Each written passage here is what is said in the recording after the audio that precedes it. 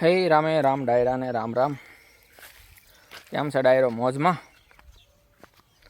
બસ મોજમાં રહેવું વાલા. તો હવે આપણે આ જો રોપમાં આપણે દેશી પ્રયોગ કર્યો હતો, ખબર હોય તો. દેશી ખાતર, ગોળ અને છાશ નાખીને પ્રયોગ કર્યો હતો, પણ જુઓ એનું રિઝલ્ટ જુઓ તમે.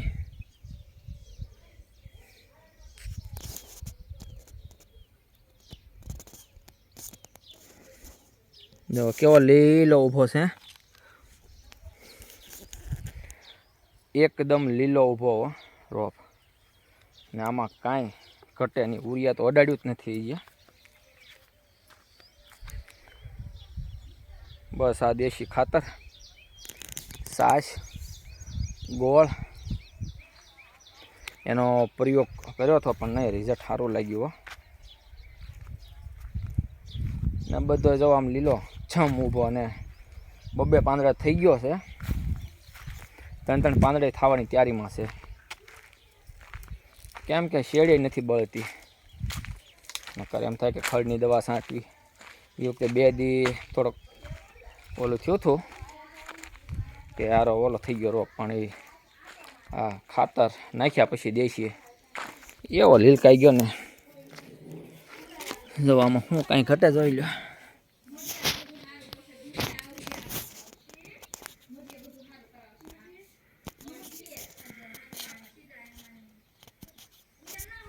જોઈ લો કાંઈ ઘટે. 3-4 દીએ પાણ આવી જાય.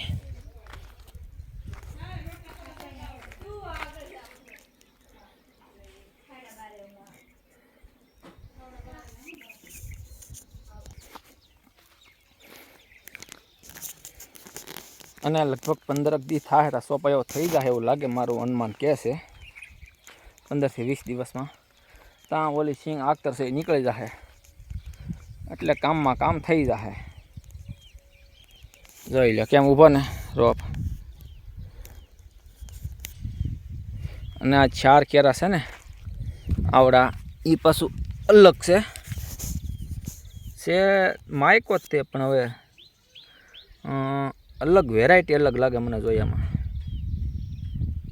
કેમ કે એ કિલો આપ્યું બી ત્યારે મને કે ભાણા એકવાર 4 કેરા આ 1 કિલો બી છે ને નોખું સાંડીએ કે. તો 1 કિલોના 1, 2, 3 ને 4 કેરા થયા. 2 લાંબા થયા, 2 આંકડા ટૂંકા. 4 કેરામાં 1 કિલો બી સાંટી દીધું હતું. એટલે હવે કેવો કલર હશે, કઈ હશે એ વેરાયટી એ ખબર નથી.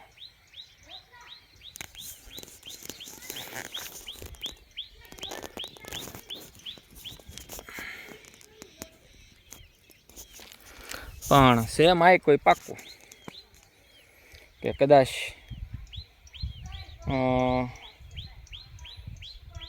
માયકો થશે બી, પણ આપણે ઓલું કઈ કહેવાય પીળી પત્તી કહેવાય એવું કંઈક હોય તો.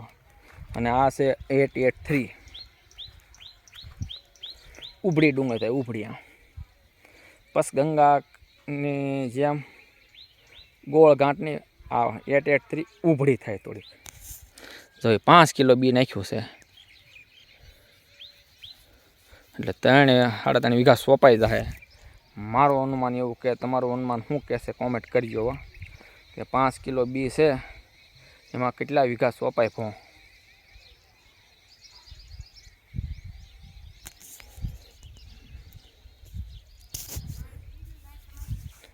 હવે જે સોંપાય એ આપણી છે. હું કહું ઉજરા ઉપર આધાર રહે, બધો ઉજરી જાહે તો 3 હું પણ 4 વીઘા સોંપાઈ જાય. બધો ઉજરી જાય તો 5 વીઘા સોંપાઈ જાય. કદાચ સાંટીઓ કરીએ ને તો વીઘે 900 ગ્રામ કે સાંટવાનું. ત્યારે આ તો 5 કિલો બી છે, એટલે 5 વીઘા થાય ને બધું ઉજરે. તો તમારું અનુમાન શું કહે કહેજો મારા વાલા કોમેન્ટ કરીને.